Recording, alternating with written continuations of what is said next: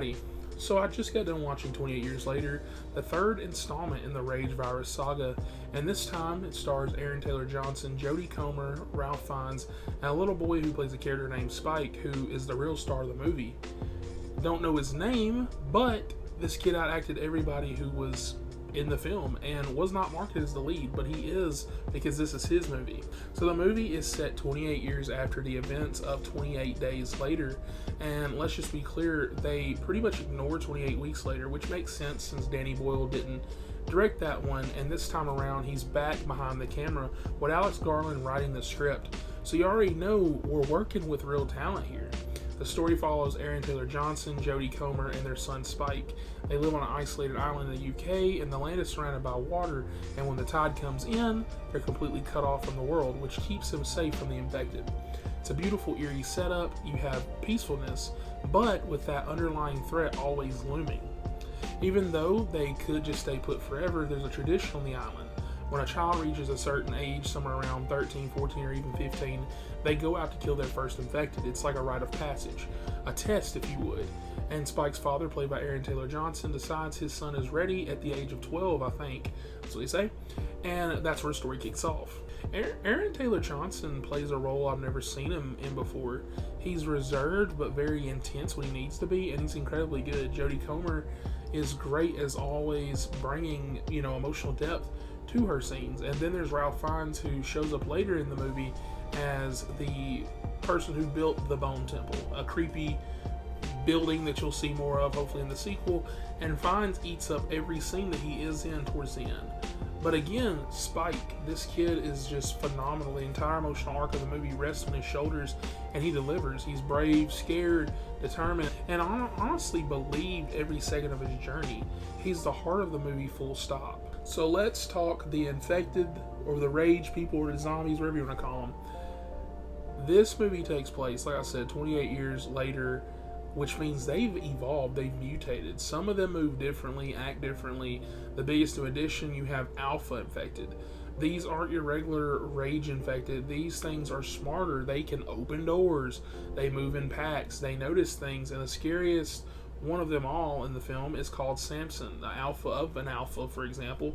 And the moment he's introduced, you feel that shift of power. It's a fresh take on the infected concept, and I really appreciate that. The tension builds when these alphas are involved in the film, and they're more calculating, and it goes in a real change from the mindless fury that we're used to. It opens up new possibilities, and I think future films can explore that even deeper. Visually, this movie is stunning.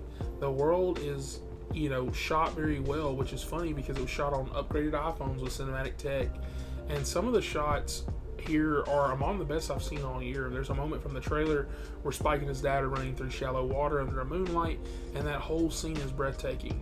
It's moody, it's atmospheric, and it captures that post-apocalyptic beauty while never letting you forget that danger. Now, here's where I get a little critical, however, because while there are a couple of really solid action sequences and chase scenes with Aaron Taylor Johnson's character and his son Spike on the hillside, and a tense moment aboard a train, for example, that you see in the trailer, most of the action in this movie feels kind of muted compared to the earlier films. 28 Days and 28 Weeks Later were known for that claustrophobic, relentless panic. Like the opening of 28 Weeks, for example, is terrifying. And in 28 Years, the infected don't feel as scary necessarily. They look more decayed, for example, like dirt-stained skin, stuff like that, and it makes sense because it's been decades. But that fear factor just wasn't there, or you didn't really have a scene that popped like that Weeks Later scene, like, for example. Add in that most of the fights are kind of just from a distance because they use a bow a lot, and you don't really get that up close and personal horror. It's more intense than terrifying necessarily. Okay, now we got to talk about that ending because it is weird, like people said. Tonally, it feels completely out of place, like it came from a different movie. And I get that what they were trying to do, it's metaphorical clearly, and it's symbolic, but it also is goofy. There's no other word for it. It had me sitting in the theater like, wait, what? Me and my friend were just laughing. But the thing is, I don't think that it ruins the movie, like I've seen a lot of people say.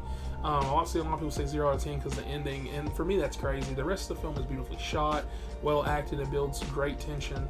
And yes, while the ending is a weird misfire and tonally off, it might hit different once the next movie's out and we have better context.